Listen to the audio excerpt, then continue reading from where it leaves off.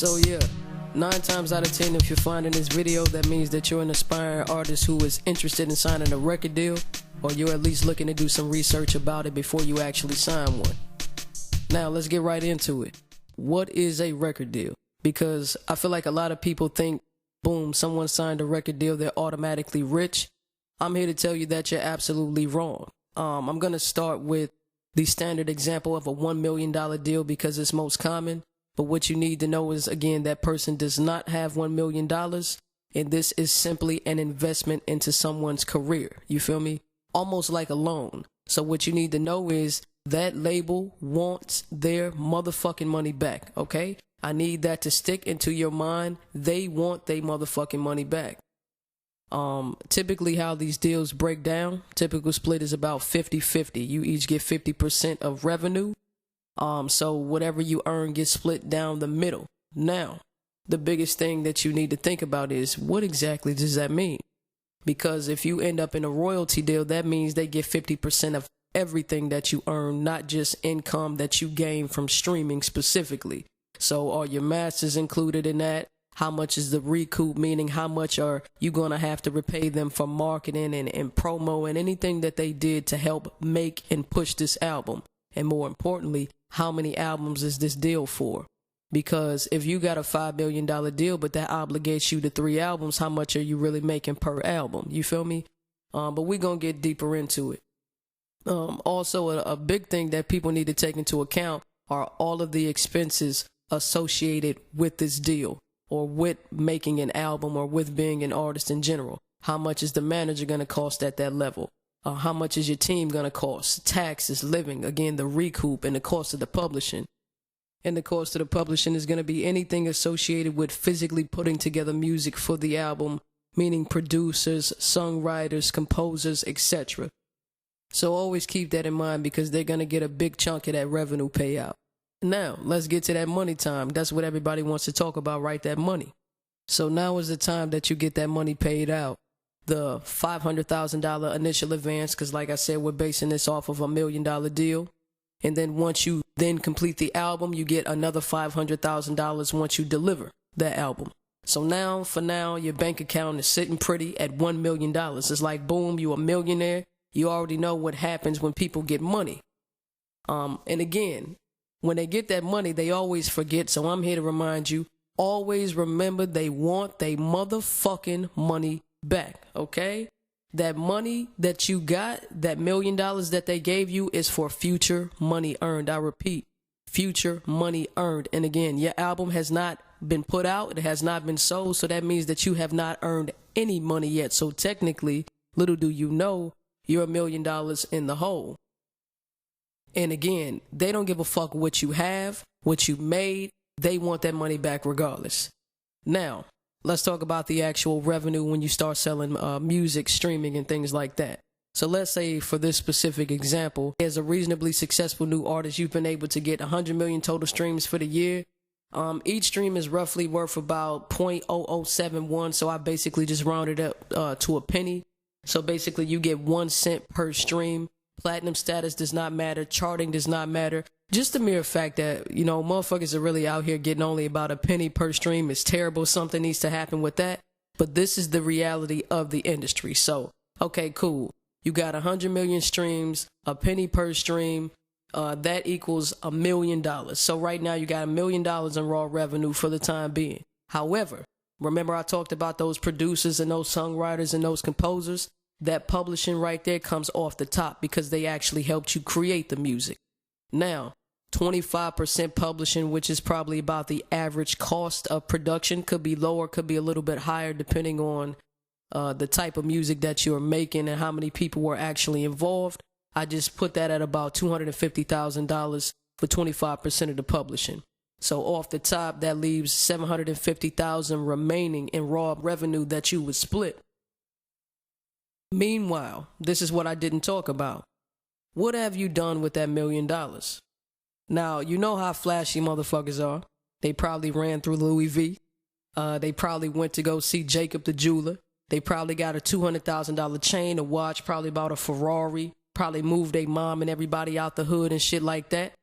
Typically, people spend $200,000 or sometimes the whole $1 million. But for this case, I did people nice. You feel me? Let's pretend like you didn't spend a fucking penny. We know that's unrealistic. We know that people are going to dip into that money immediately. But let's pretend like you didn't. Your bank account is currently at $1 million, and I left it like that because no matter what, you're going to have to dip into that shit immediately. But let's get into it. Because you almost forgot about these expenses, correct? That marketing, that studio, that travel, aka that recoup, $200,000. Now again, I'm being extremely generous for this example because I'm just trying to get my point across here. Sure, realistically, you can see recoups over $1 million. And it's like when somebody has control over your books, your account, and your career, they could literally create expenses. And no, I am not over exaggerating. They could literally create fucking expenses. Let's say it's only $200,000. Regardless, that contract that you sign requires you to pay back every fucking dime that they spent on pushing your product, on pushing your career, right? When it comes down to the money disbursement, like I told you, it was only $750,000 in that raw revenue. As always, I say the slogan is they want their motherfucking money back. Remember, that was $1 million deal. So now you owe them an extra $250,000 for that $1 million deal because you simply didn't sell enough records. And then you still have to pay them another $200,000 for that recoup. So let's look at the money picture, right? Like I said, the label, they got their $750,000. They got the recoup that they need to get back. And then they also have the other $250,000 from that $1 million deal. So now to their $750,000, you give them their $450,000. They're sitting pretty at $1.2 million. That $1 million that you had, that technically wasn't $1 million, but I let y'all slide and pretended like you didn't spend a dime on all that flashy shit. You had to take that $450,000 out of your pocket that you got to sign that deal in the first place. Now you currently left with $550,000 for the time being. Meanwhile, the label has already gotten their return on investment plus profited $200,000. Now let's look at your story. See, you're not going to be looking like the label. You're going to be looking fucking sad. What about you? Let's see how this looks. Don't forget about those bills. And how quickly they forget when they live in that flashy ass lifestyle about all of those bills that come associated with it. Don't let that shit on Instagram fool you, ladies and gentlemen. Let's talk about these bills. What are the remaining bills? You got your manager, you got your team, you got your taxes, you got your living expenses. Now let's look at that bank account. First things first, that manager, 30% off the top. That manager helped you negotiate that $1 million deal. So you were excited, right? You were geeked. You said, I got $1 million deal. But they got 30% coming. And now your account, you started with $1 million. Now you have $550,000. But then they need their $300,000 for their management expenses. Now you down to $250,000 in your account. But the fucked up shit is, you still got more bills, you feel me? You got your team, your taxes, and living expenses. So let's continue. Now the cost of your team. I'm so generous with these numbers, y'all. But I'm just trying to level it out and put things into perspective. So you probably have an assistant. You probably have someone who helps you with social media. Or you probably have someone who does your hair. You might have a stylist. You feel me?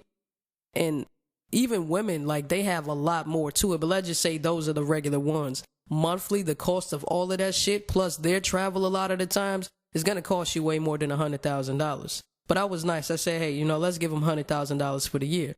The cost of living, I put you at roughly $10,000 per month. Realistically, like I said, when people are living that life, they're living a flashy lifestyle. The food, the clothes, the $3,000 or $5,000 condo. How much is that lease? Because now you want to drive a Benz and a Ferrari and everything like that. So how much is that lease? Are you also taking care of your family? You feel me? So I put the living expenses at $120,000 for the year. Collectively $220,000. But remember, you only had $250,000 in your bank account now. So now the cost of living plus your team, you take away $220,000. Now you only made $30,000. Now let's take a step back, ladies and gentlemen. Who also makes $30,000 a year? Probably a secretary. Probably someone who works at a call center. Maybe someone pulling overtime at Starbucks or something like that. But again, you're supposed to be a boss. You're supposed to be, big things popping and everything like that with your record deal. But the problem is, you're not done paying bills. You understand me? You got $30,000 remaining in your account. Your money is getting extremely low. You know what's left, right? taxes. You feel me? That great equalizer. And when you make $1 million, because again, you got $1 million from that deal in raw physical income, you got that cash, you gonna automatically owe at least $330,000 in taxes. Now that's only a third. Sometimes people really get smacked for 50%, which means you might owe these people up to $500,000. But again, I'm being extremely generous for this example because I'm just simply trying to get my point across. So at the end of the day, when you pay the IRS that money, if you do pay, because you know people like to evade and fuck around, get these tax charges on them, but whatever, you'll end up in debt $300,000. Now again, diamonds, chains, cars, flashy lifestyle, you signed $1 million deal, now all of a sudden you $300,000 in debt. And again, I'm being extremely generous. Because realistically, most people would have spent over $200,000 as soon as they touched $1 million in the first place. They wouldn't be able to live. They wouldn't be able to sustain or pay their bills. So you know what happens then, right? That motherfucking show money, right? Now they got to live and die by that show money. But I got bad news. You are not Lil Baby. You feel me? It ain't no 200 an occasion over these ways. You a new artist, remember? You'll be lucky to see $25,000 to $50,000 for a show. I'm just keeping it a whole buck with you. And you're probably not going to be headlining a tour. So how much money are you really going to be getting, right? Do you own your masters, right? What type of deal did you sign or will you sign in order to compensate for this money problem that you having right now? And again, if they signed that royalty deal, you could be doing all of these shows and they still taking a piece of the pie. So it's even harder to get yourself out of debt. And the question is, how many shows will you have to do? You feel me? You on the road doing 30 shows every 6 months just trying to get by. You feel me? Just trying to sustain running yourself ragged. What kind of life is that? You're supposed to be a boss. You're supposed to be happy. You're supposed to love what you're doing. You're supposed to be having a good time. And time again, you see these artists in these situations where they forget why they started doing this shit. You feel me? They lose their love for the music. They can't drop music. You feel me? And it's like, how you gonna uphold that flashy lifestyle? And then this honestly just turns into a cycle. People renegotiate their deals because they need that money. They need another advance. So they sign another bad contract and another bad contract. Next thing you know, they're getting pimped out to the label. You feel me? It's an unfortunate situation. And at the end of the day, how many hours have you worked? You making pretty much minimum wage or less and you're unhappy. You don't have creative control. Every time I turn around, fans on them like, why can't you drop music? Why can't you drop music? Artists is like, talk to the label, talk to the label. And that's a shame. You got to answer to these motherfuckers before you can drop your own music. And again, diamonds, cars, flashy lifestyle, all this big money shit that we see on Instagram. But this is what's really going on behind the scenes. You feel me? And just think about it, ladies and gentlemen. It was a pandemic. So it's like, if these guys have terrible contracts and shit like that, when they can't go out there and get the show money, how they feeding their family? Because clearly you see the streaming. You understand me? But we going to get more into that later. Let's keep it pushing. You feel me?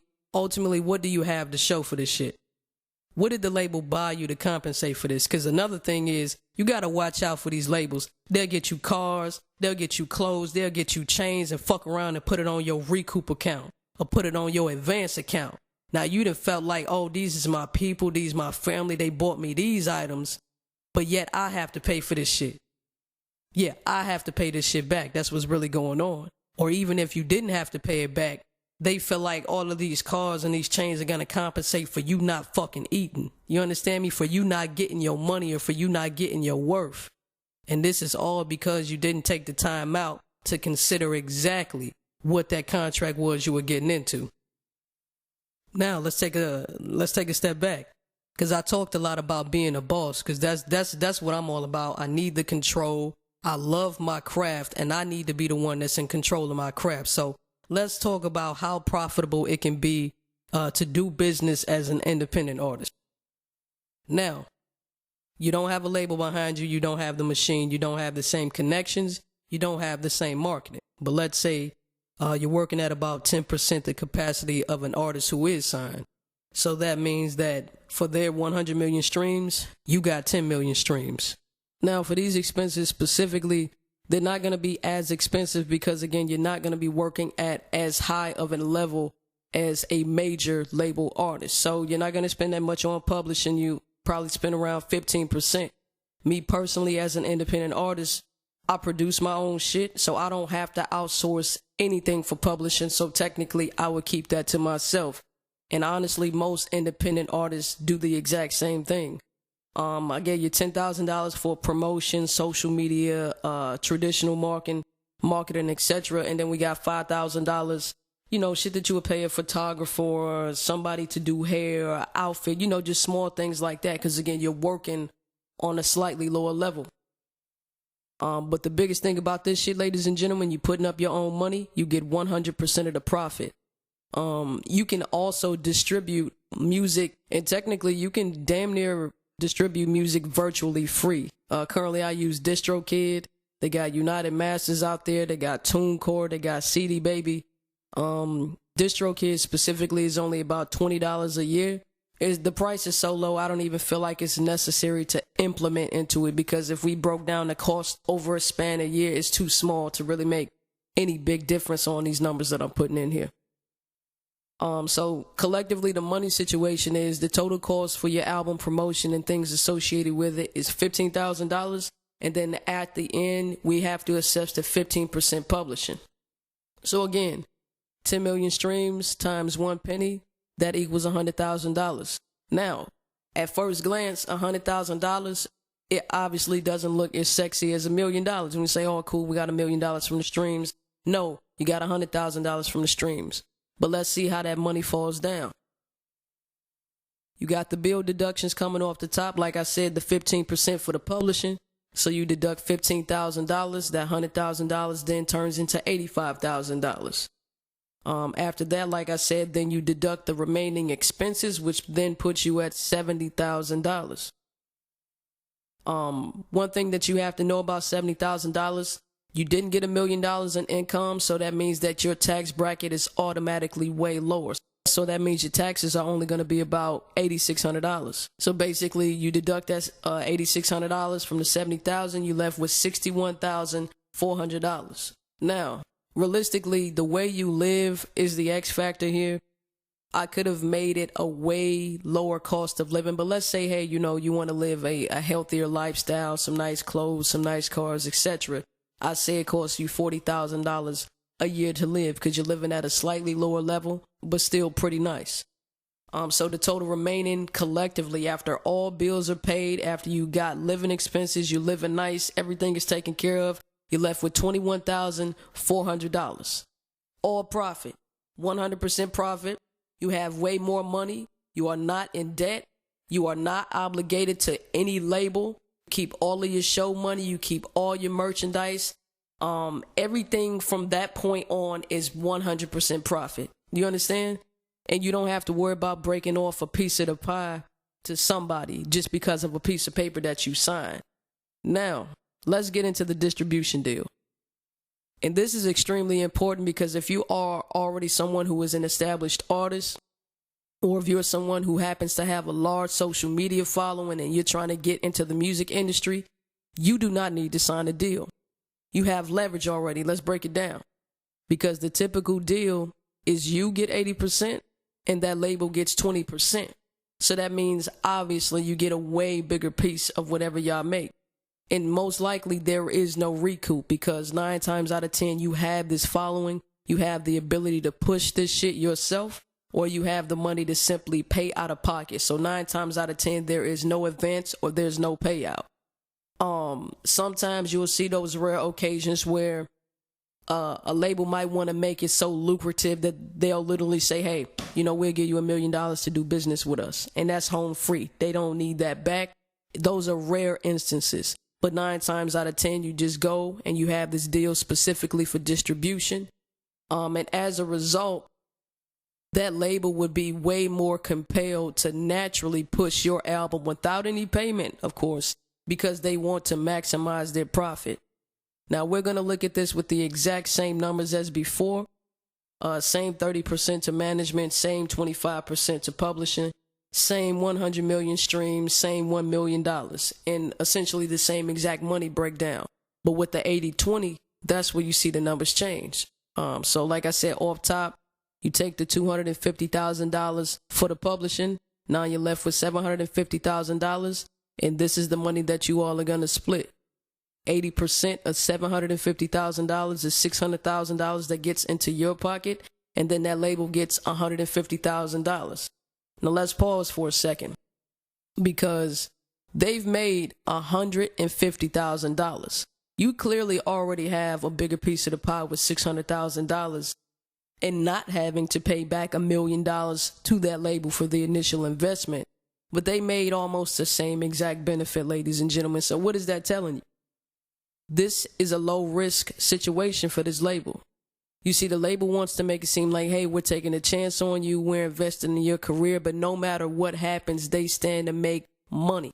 They stand to always get their return, whether they're investing $1 million with you or whether you're simply just signing paperwork with them in general. We're going to talk about being an independent and the realities of the music industry later on, but I just want that to set in. They're going to maximize their profit on their own account. So technically they would stand to make more than $150,000. But at the end of the day, you are doing them a favor by being in business with them. When you sign a standard deal, that's the biggest difference between that and the distribution deal. When you sign a deal with them for $1 million and 50-50, you make yourself a bit vulnerable to be on the hook with them in a contract for years to come, for projects to come, for a lifetime even. You feel me? For masters. That's why you look at all of these artists throughout time. These labels still own all of their masters and their likeness. They control whether or not your family eats. Do you understand me? Imagine that. Even after you have left this world, because you signed a piece of paper, your own family cannot profit from the work that you put into this world. That's some fucked up shit, but it's the reality. But shit, let's continue. All right, let's get into these bills. Now, remember, you got $600,000 in the bank account. Same exact number for management, they get 30%. So 30% of $600,000 is $180,000. So that leaves you with $420,000. So we're going to continue it like I said before. Same exact figures, the cost of the team plus the cost of living puts you at $220,000 for that. And so $420,000 minus $220,000 leaves you with a remaining $200,000. It's funny how fast that money goes, right? But let's continue. And as always, I say the great equalizer, the big taxes like to come through, the big IRS, you feel me? For $600,000 income, they're going to hit you. They're not going to hit you as hard as $1 million income, but they're still going to hit you with $183,000 worth of taxes. So you owe these people almost the entire amount that you had. However, you still are left with $17,000 in your bank account. All bills are paid. You are not in debt. Your final account balance is $17,000. You were able to retain creative control, kept your masters, and you have a solid profit. You feel me? So all of your show money, merchandise, everything from that point on, you get that as a bonus moving forward. You feel me? Now let's talk about the realities of the industry, because the numbers that we ended up with here today were either over $300,000 in debt, $17,000 as a distribution deal artist with 100 million streams, or basically $21,000 as a 100% independent artist with only 10 million streams, right? Let that set in for a second, right? Because being way less successful by just being an independent artist in general, you stand to make way more money. You feel me? So imagine what a huge artist like Drake could do as a 100% independent artist. Because I want to put this into perspective for some people. Think about this. You were an artist who signed a distribution deal. You made $1 million in raw revenue. After all bills are paid and assessed, ultimately you end up with $17,000. Now, technically, that's about 1.7%, but let's round up and say that's 2%. For an artist specifically like Drake, who got like 1 billion streams on Spotify, I don't know if it's for any given song or collectively, but let's say 1 billion streams, which is a crazy ass amount. That would then result in $10 million as far as streaming revenue is considered in general, and 2% of that is only $200,000. You feel me? Let that set in for a second. Your favorite artist might only stand to make $200,000 from 1 billion streams once all of those bills get paid. You see, if he was an independent artist, that number would look different. Let's say we use the exact same set of numbers that I had before. You had 10 million streams as an independent artist. With all said and done, you ended up with $21,400 when all of those bills got paid, when you control how that money got spent. So that is about 21% or so of the total streaming revenue that you were able to make. So just imagine if somebody like Drake, with that same exact Spotify example, $10 million in raw streaming revenue, if he made 21% of that, that's $2.1 million after all bills are paid. You feel me? That's how you really are able to make money. If you're able to be at that level, and if you can switch to a independent artist and completely delegate where all of those dollars fall, you are definitely going to be a millionaire if you're at that level. But realistically, not everybody is a Drake artist. Majority of people, 99% of the artists, they're not a Drake type artist. They're not going to do crazy fucking numbers like that. So the question is, how are these rappers millionaires? The answer is, most of these motherfuckers are not. The truth is, there is not much money in the music industry anymore. People are not buying hella records anymore. You don't get as big of a royalty off of the records anymore. At least back then, people were getting like 10 cents on a record. Even then, that was getting cheated. But people are getting 1 cent per stream. Do you understand me? So it's like, there is not much money in the music industry. And this, honestly, in my opinion, the only way you last or have longevity is if you have outstanding skill, talent, or if you love this shit. You have to truly love this shit to even want to participate in music, because it's not that lucrative financially speaking. And even though I gave everything to you on a year type scale, realistically, these royalties get paid out every 3 to 6 months. So that means on a day-to-day basis, on a monthly basis, living is way fucking harder than I described. You feel me? People might actually get down to where they have to live on a show-by-show basis off of the show money. You feel what I'm saying? Those bank accounts become a revolving door in this business when at the end of the day, the contract wasn't right. At the end of the day, it's not much money in music specifically, so you have to use that as a stepping stone for other things. Honestly, it's just the best way to market other things. This is the most lucrative way of marketing, so to speak. So as an artist, you will see them use the music to push other products. You'll see people have Jordan and Nike endorsements and other product endorsements, and even have different types of merchandise that they sell. Like if you look at Master P, the guy got rap snacks, he got noodles, he got every fucking thing, he got shoes. That's because those are multiple revenue streams. In reality, that is the only way to be successful and truly a boss in this industry, in my opinion. I don't look at you like a boss if you sign to somebody else. I'm happy for you. That's congratulations, but I know everything that comes with it, and I also know how unhappy a lot of people are. I love this shit that I do, you feel me? I love my craft. I don't need anybody telling me what I can't do, that I can't drop, telling me that I'm spending money on this and not on that, and that you're not a priority, because that's exactly what happens at these record labels. And what do you get for your pain and suffering? Nothing. You don't get money. They gave you a car, they gave you a chain, now get the fuck out their face. Because now you're not about to get no money, you feel me? I'm about being a boss. I'm about owning my shit. I'm about controlling my own destiny and controlling my shit. If my name is attached to it, I'm taking it serious enough. So that's why my biggest advice is, yo, stay down till you come up. If you are somebody who wants to sign a contract, that's great, but you better read the fuck out of it. And make sure you check who you're doing business with from a lawyer standpoint, from a management standpoint, and definitely from a label standpoint. You feel me? Never settle and never move desperately. Because if you go into a meeting looking desperate, you're going to get taken advantage of. And as always, thank you for watching. Stay tuned for more content. Follow me on Instagram, YouTube, and Twitter at 414Vision. If you like instrumentals and shit like that, or if you need some beats, if you rap, etc., hit me up on my Instagram at Beats by Vision, as well as Twitter at Beats by Vision. I'm out.